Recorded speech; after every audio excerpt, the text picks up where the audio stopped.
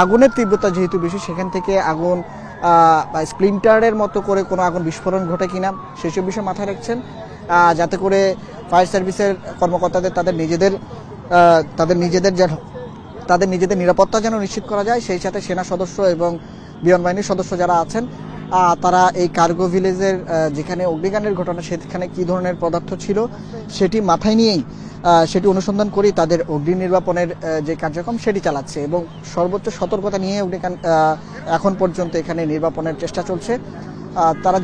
প্রথমেই যেটি চেষ্টা করছেন, আগুনের যেই জায়গাটি রয়েছে, স্পটটি রয়েছে, সেই স্পটে যেন আগুন খুব বেশি কোনো এরিয়াতে ছড়াতে না পারে সেসব বিষয় মাথায় রাখছেন এবং দাহ্য পদার্থের বিষয়টি সর্বোচ্চ গুরুত্ব দিয়ে অগ্নি নির্বাপনের চেষ্টা কিন্তু এখন পর্যন্ত আগুন নির্বাপনকারীরা তারা কিন্তু চালিয়ে যাচ্ছেন। আমরা এর মধ্যে জানতে পেরেছি, বেশ কয়েকটি ফ্লাইট যেটি শাহজালাল আন্তর্জাতিক বিমানবন্দরে নামার কথা রয়েছিল, সেটি কিন্তু তারা তাদের গন্তব্য পরিবর্তন করেছে। তার মধ্যে রিয়াদ থেকে ঢাকাগামী যে ফ্লাইটটি ছিল সেটি সিলেটে অবতরণের কথা আমরা জানতে পেরেছি। এছাড়া ইন্ডিয়া থেকে এয়ার ইন্ডিগোর যে ফ্লাইট, সেটিও তারা তাদের গন্তব্য পরিবর্তন করেছে বলে আমরা জানতে পেরেছি। এছাড়া ইউএস বাংলা এয়ারলাইন্স এবং নভো এয়ার তাদের চট্টগ্রাম থেকে তাদের ছেড়ে আসা যে ফ্লাইটটি ছিল, তারা তাদের পূর্বের যেখান থেকে তারা মূলত প্রস্থান করেছে সেখানে ফিরে যাওয়ার কথা আমরা জানতে পেরেছি। বেশ কয়েকটি ফ্লাইট এর মধ্যেই তাদের গন্তব্য পরিবর্তন করেছে, যদিও শাহজালাল আন্তর্জাতিক বিমানবন্দর কর্তৃপক্ষ সর্বোচ্চ সতর্কতা নিয়েই বলছেন এখন পর্যন্ত যারা বেশ কয়েকটি ফ্লাইট তাদের গন্তব্য পরিবর্তন করেছে, কিন্তু এখান থেকে যেসব ছেড়ে যাওয়ার ক্ষেত্রে মূলত এখন পর্যন্ত কোনো নির্দেশনা আসেনি যে স্থগিত বা যাত্রী সাধারণের যেন কোনো প্রকার প্যানিক তৈরি না হয় যাত্রী সাধারণের মাঝে, এবং সাধারণ মানুষ যারা আজকে যাদের ফ্লাইট রয়েছে তারা যেন নির্বিঘ্নে পৌঁছাতে পারে। এখন পর্যন্ত বিমানবন্দর কর্তৃপক্ষ তাদের যে ব্যবস্থাপনা সেটি দেখে নেন। তবে যেহেতু প্রচণ্ড ধোঁয়া এবং ধোঁয়ার কারণে কিন্তু আকাশ একেবারেই ছুঁয়ে গেছে, সেই সাথে টেম্পারেচারের ব্যাপারটি রয়েছে, এইসব বিষয় মাথায় রেখে অনেকটা বিপজ্জনক সিচুয়েশনেই তারা বিমানবন্দর কর্তৃপক্ষ তাদের আমলে নিচ্ছেন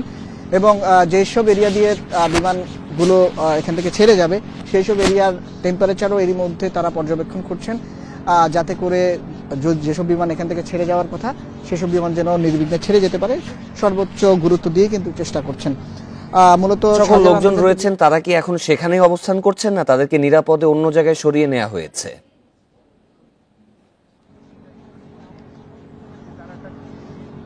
মূলত কার্গো ভিলেজ কেন্দ্রিক যে এরিয়াটি রয়েছে সেই এরিয়া থেকে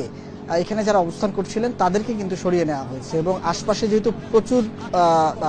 ধোঁয়া দেখা যাচ্ছে, পাশে আগুনের তীব্রতা আছে, সেটি মাথায় রেখেই এরই মধ্যে ফায়ার সার্ভিসের কর্মকর্তারা তাদের যে নির্দেশনা এবং বিমানবন্দর কর্তৃপক্ষের তাদের যে অগ্নি নির্বাপনের ব্যবস্থা সেটি আমলে নিয়েই এখানে যারা ছিলেন তাদেরকে অনেককে সরিয়ে নেওয়া হয়েছে এবং নিরাপদে এখান থেকে সরিয়ে নেওয়া হয়েছে। যদিও যেহেতু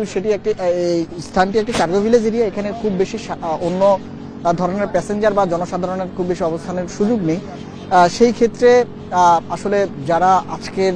বিভিন্ন গন্তব্যে ছুটে যাওয়ার কথা ছিল তাদের ঠিক ওই জায়গাতে খুব বেশি থাকারও কথা না। তবে এখন পর্যন্ত যে অবস্থান আমরা যেটি জানতে পেরেছি, কার্গো ভিলেজের যে অগ্নিকাণ্ডের ঘটনা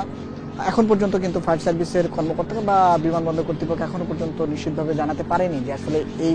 এত বড় অগ্নিকাণ্ডের ঘটনা কিভাবে ঘটলো এবং আগুন লাগার কারণ এবং ক্ষয়ক্ষতি সম্পর্কে কিন্তু এখন পর্যন্ত কোনো কিছু জানা যায়নি। সেই সাথে